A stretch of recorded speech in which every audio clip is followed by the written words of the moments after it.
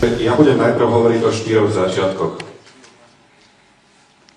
Ten prvý bol v roku 1984, nesúvisel s Orwellom, ale bol to môj úplný začiatok, vtedy som sa narodil.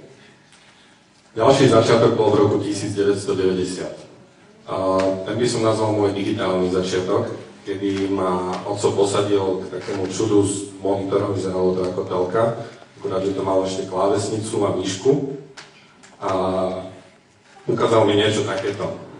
Neviem, koľko si to ešte pamätáte, ale toto bola najčarovnejšia farba obrazovka v Mortal Commander. Toto bol prvý kresliaci program, taký tesný predchodca Photoshopu, Dr. Genius. Tam bolo super, že ako náhle ste urobili jednu bodku zle a preliala sa farba do celého obrázku, tak bolo treba začať od znova, žiadne späť. Ale boli to začiatky. Potom v roku 1995 prišiel môj tretí začiatok a to bol môj online začiatok.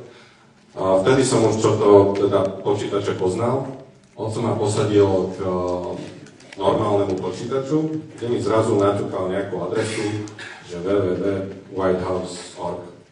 A zrazu som bol úplne fascinovaný z toho, že za neuveriteľné 2 minúty som sedel vlastne v Bielom dome a postupne sa načítavala tá stránka. Začali sme si pozerať galériu nejakých obrazov. Prvý obrazok sa načítával 5 minút a mne sa to zdalo ako blesková rýchlosť.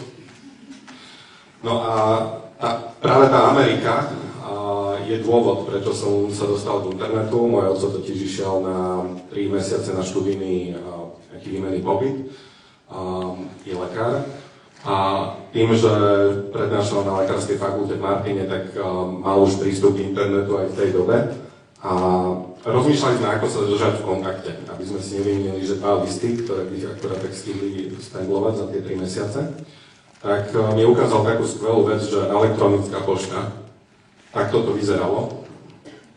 A ja opäť som bol úžasnutý z toho, že on si sadol k vedľajšiemu počítaču, povedal, že nech sa pozerám, sedím za počítačom a zrazu mi tam niečo bliklo. A to bol mail od neho, bol jednoduchý niečo ahoj alebo tak. A ja som nechápal, akým spôsobom sa to mohlo dostať z jedného miesta na druhé. No a povedal, že akože v princípe, keď on bude sedieť v Amerike, tak úplne rovnakým spôsobom si môžeme mailovať. Takže OK, super. Takto som sa dostal k internetu, začal som experimentovať s tými webovými stránkami, aby aj ja som dokázal urobiť niečo také aspoň trošku super ako ten Bielý dom, ktorý sa bude 5 minút načítavať. Až v roku 2000 prišiel môj štvrtý začiatok, a to biznis začiatok.